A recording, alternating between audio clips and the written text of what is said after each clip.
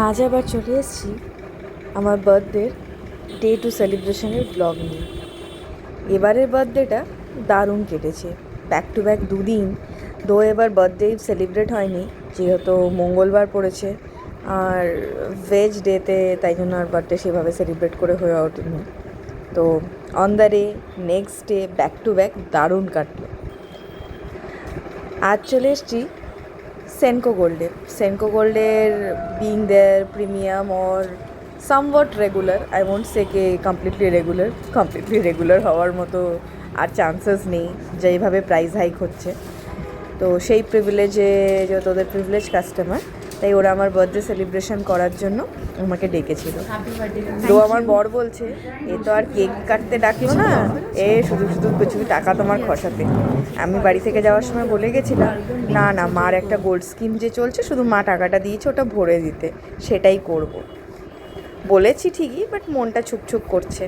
তো ওরা যেই বললো, ম্যাম কিছু দেখবেন নাকি, ব্যাস এই দেখি ছোটোখাটো কিছু, ছোটো ইয়াররিং, ছোটো রিং দেখবো বলে সেই গেলাম।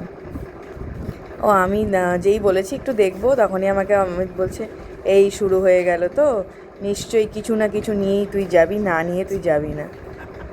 আমি বললাম না, নেবো না এসেই করতে করতে ফাইনালি দেখলাম একটা অনেক কিছু ছোটো ছোটো ইয়াররিংস। তারপরে ছোটো এই কারণে বলছি কেন কি, যা প্রাইস এখন, বড় নেওয়ার তো এখন প্রশ্নই ওঠে না, আর কোনো অকেশানও নেই। আর যেই শুনেছি যেহেতু বার্থডে, তাই মেকিং চার্জেসে 25% ফিক্সড ডিসকাউন্ট। সে আমি যত গ্রামেরই জিনিস কিনি না কেন। তো আগে যেটা হতো কি, ডিপেন্ডিং আপন দ্য অ্যামাউন্ট কতটা হচ্ছে সেই হিসেবে ডিসকাউন্টগুলো হতো, বাট যেহেতু বার্থডে তাই 25% পুরো ফুল ফিক্স। ব্যাস হয়ে তো গেল, এবার তো শিওর কিছু নিয়েই যাব। তো যিনি নিয়ে যাচ্ছেন, ওই বর্ণালী বা সামথিং, এক্স্যাক্টলি ওর নামটা মনে নেই, ও আমাকে দেখিয়ে দিল, খুব ভালো ভালো কালেকশান দেখালো ইয়াররিংয়ের। তো তার থেকে আমি আমার জন্য একটা সবসময় পরার একটা রিং বেছে নিয়েছি। সেই রিংটার আর ভিডিও নেওয়া হয়ে ওঠেনি, ফটো ডেফিনেটলি নিয়েছিলাম। তো ওই ফটো নিয়ে তারপর আমরা নিচে চলে গেলাম বিল করতে। বিল করে এসে আমাদের বলেই ছিল যে বিল হয়ে গেলে ওপরে একবার আসবেন, ম্যাম ছোট্ট করে সেলিব্রেশন করব।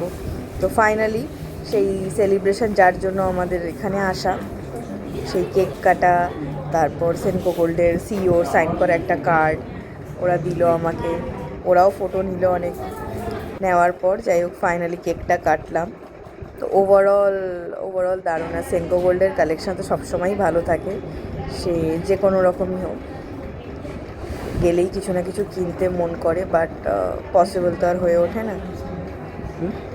যাই হোক সেজেগুজে বসে এবার আমার কেক কাটার পালা। কেক টেক কেটে দারুণভাবে আমার বার্থডেটাকে সেলিব্রেট করলাম।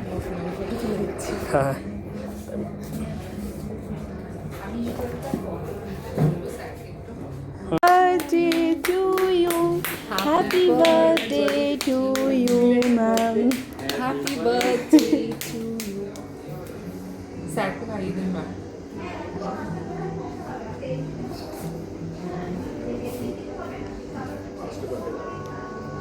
দুজনে এইভাবে হোক, দেন ইটস আ গুড ফ্রেন্ড।